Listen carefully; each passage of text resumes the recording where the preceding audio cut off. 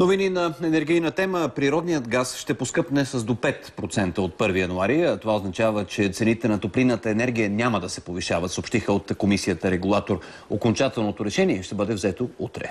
А междувременно премиерът Борисов отхвърли искането на руския енергиен министър Сергей Шматко да погасим разходите по проекта Бургас-Александруполис.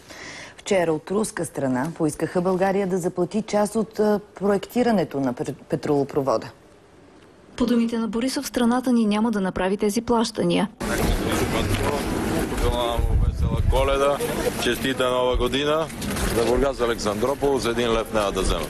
Премиерът Бойко Борисов преряза лентата на пречиствателната станция за отпадъчни води, която е част от интегрирания воден проект на Русе. Проектът е най-големия по програма ИСПА в България, а общата му стойност е близо 120 милиона лева. По думи на министър Лиляна Павлова, с този проект се цели Русе да стане по-чист и по-екологичен град, а тази станция е една от най-модерните. Друга придобивка за русенци е една от емблематичните сгради на дунавския град – Операта. Тя е вече санирана, като са обновени и архитектурно-художествените детайли по фасадата. Направен е ремонт и на залата за посетители.